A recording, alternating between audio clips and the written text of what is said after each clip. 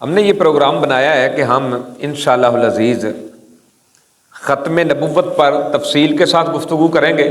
ہر جمعۃ المبارک کو جتنی گفتگو ہو سکے گی، اور کس کس دور میں کس نے نبوت کا دعویٰ کیا، پھر مسلمانوں نے اس کا کیسے کچومر نکالا، پھر 1973 کی تحریک کیسے چلی، 1953 کی تحریک ختم نبوت کیسے چلی، پھر اس کا رزلٹ اللہ رب العزت نے کیا دیا۔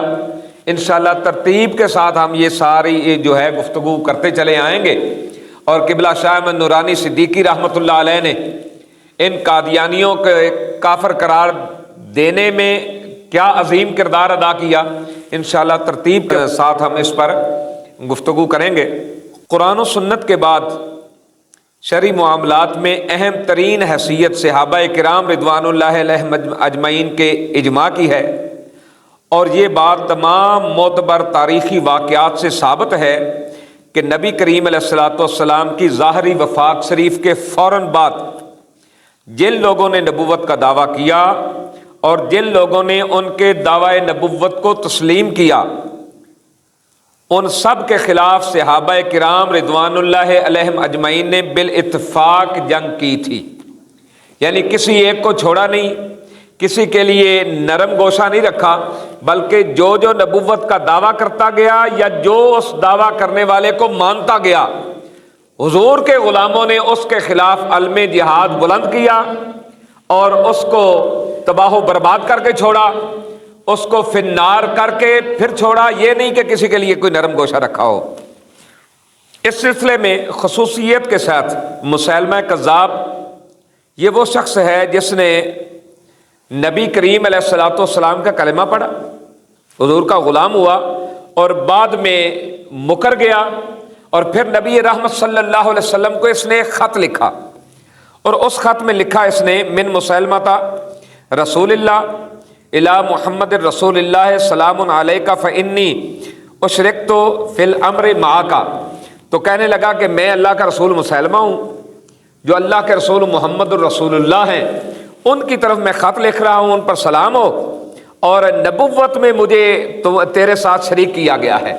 جب امام الانبیاء صلی اللہ علیہ وسلم کو اس خنزیر نے یہ خط لکھا تو نبی رحمت صلی اللہ علیہ وسلم تاجدار کائنات ظاہری حیات کے ساتھ آقا کریم جلوہ گر تھے، اور یہ بھی ملتا ہے کہ مسیلمہ کے ہاں جو اذان دی جاتی تھی تو اس میں کہا جاتا تھا کہ اشہد ان محمد الرسول اللہ، حضور علیہ الصلوۃ والسلام کو یہ نبی تسلیم کرتا تھا، لیکن جب اس نے یہ کیا کہ مجھے آپ کی نبوت کے ساتھ شریک کیا گیا ہے، تو امام الانبیاء صلی اللہ علیہ وسلم نے ارشاد فرمایا کہ میرے رب نے مجھے آخری نبی بنا کر بھیجا ہے، لا نبی بعدی، میرے بعد کسی قسم کا کوئی نبی نہیں ہے، اور فرمایا مسیلمہ تو کذاب ہے، تو جھوٹا ہے، اللہ نے مجھے ختم نبوت کا تاج پہنا کر بھیجا ہے۔ پھر میرے دوستوں اور بزرگوں، اس نے دعوی نبوت تو کر دیا، اب اس کا انجام کیا ہوا اس پر بھی گفتگو کریں گے۔ اس باب میں امت مسلمہ کا اجماع ہے کہ ہمارے نبی آخری نبی ہیں، ہمارے نبی، اونچی بولے، ہمارے نبی آخری نبی ہیں۔ یہ عقیدہ قرآن مجید کی صریح آیات اور احادیث متواترہ سے ثابت ہے، اور اس کا انکار کفر ہے کہ اللہ رب العزت نے اپنے محبوب کو آخری نبی بنایا۔ اگر کوئی اس عقیدے کا انکار کرتا ہے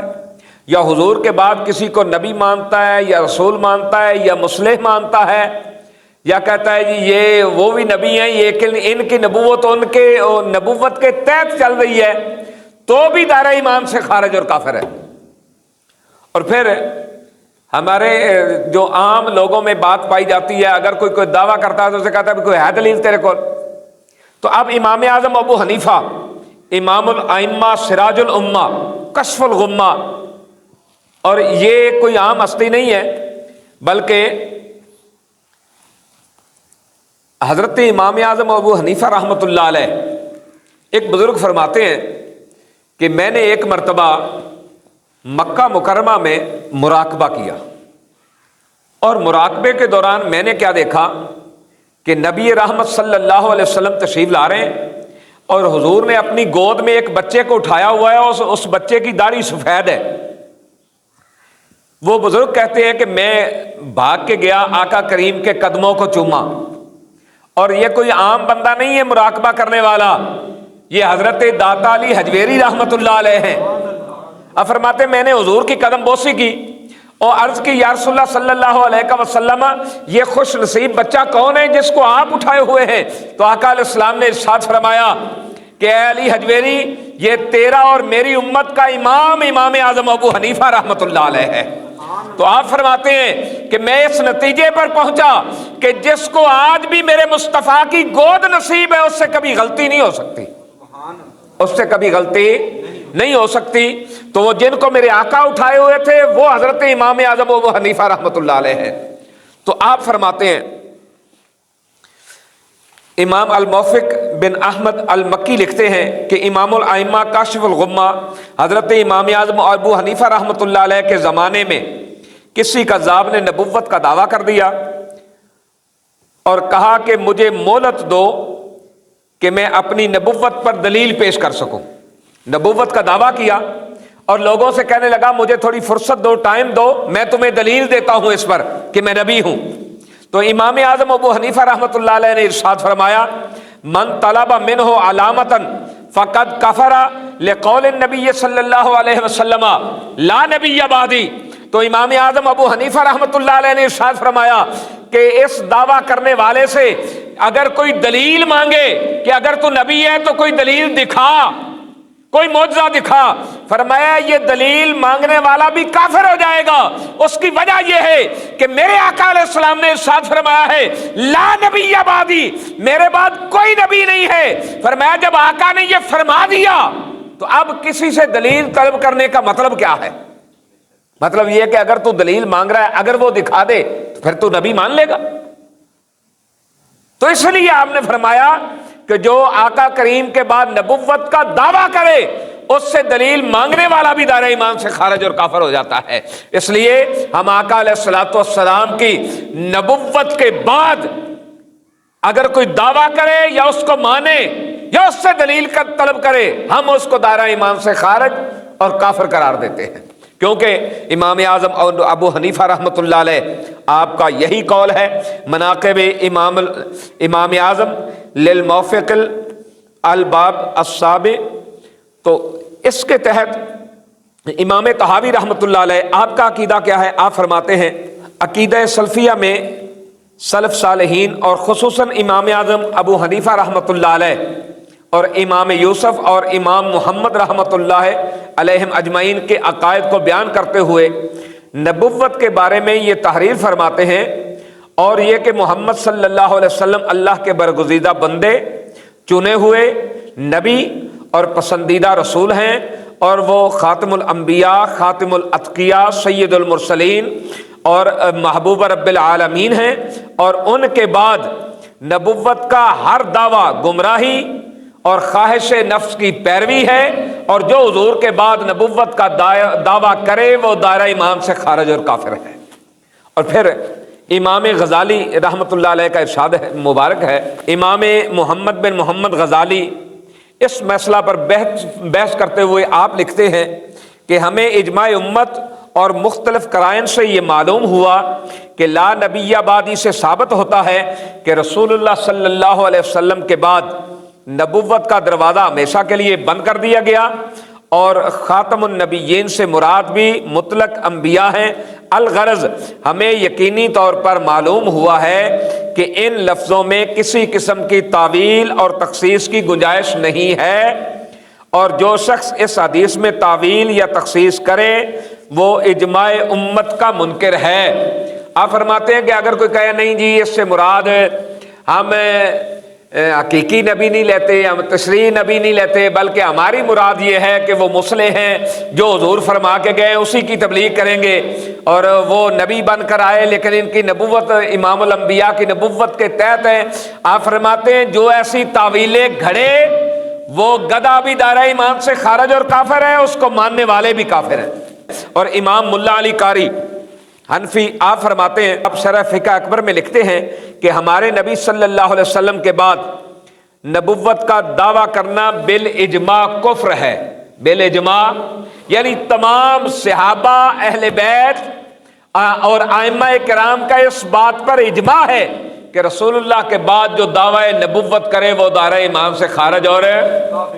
نیز ملا علی قاری حنفی آپ فرماتے ہیں کہ ان مدعیان نبوت کو ان کے کفر کی وجہ سے قتل کیا گیا ہے، یعنی صحابہ کرام کے دور میں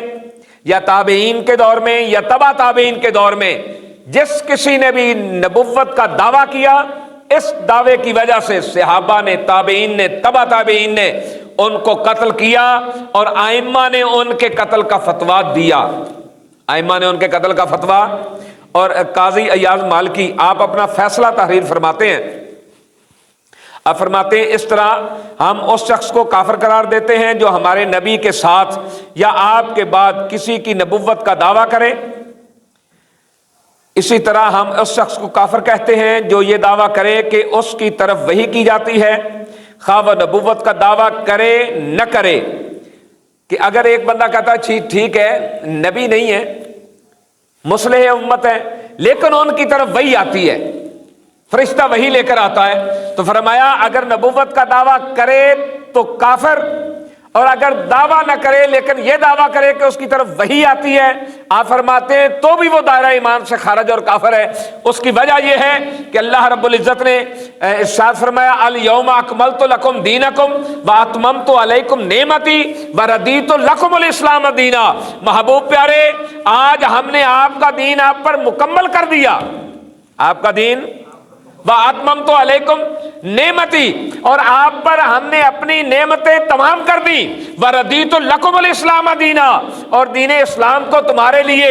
چن لیا۔ اور محبوب پیارے، جب دین مکمل ہو گیا، وحی کا سلسلہ بند ہو گیا، اب اگر کوئی کہے کہ فلاں پہ وحی آتی ہے اور اس کو مانے، یا کوئی کہے مجھ پر وحی آتی ہے، تو یہ کہنے والا یا اس پر وحی کے آنے کو تسلیم کرنے والا دونوں دائرہ ایمان سے خارج اور کافر ہے۔ کیوں کہ وحی کا سلسلہ میرے مصطفیٰ پر بند ہو گیا، میرے آقا پر ہے بند ہو گیا۔ تو آپ فرماتے ہیں کہ جو یہ دعویٰ کرے کہ اس کی طرف وحی کی جاتی ہے، خواہ وہ نبوت کا دعویٰ کرے نہ کرے، پس یہ سب لوگ کافر ہیں اور نبی کی تکذیب کرنے والے ہیں، کیونکہ نبی علیہ السلام نے خبر دی ہے کہ آپ خاتم النبیین ہیں اور آپ کے بعد کوئی نبی مبعوث نہیں ہوگا، اور آپ نے یہ خبر دی ہے کہ آپ خاتم النبیین ہیں اور آپ کو تمام لوگوں کی طرف رسول بنا کر بھیجا گیا ہے، اور اس پر امت کا اجماع ہے کہ یہ کلام اپنے ظاہر پر محمول ہے اور اس کا ظاہر مفہوم مراد ہے، اور اس کلام میں کوئی تعویل یا تخصیص نہیں ہے، اور ان لوگوں کا کفر قطعی، اجماعی اور سماعی ہے جو وحی کا آنا تسلیم کریں حضور کے بعد یا جو نبوت کا دعویٰ کریں۔ تو اس لیے ہم اس بات کو ببانگ دہل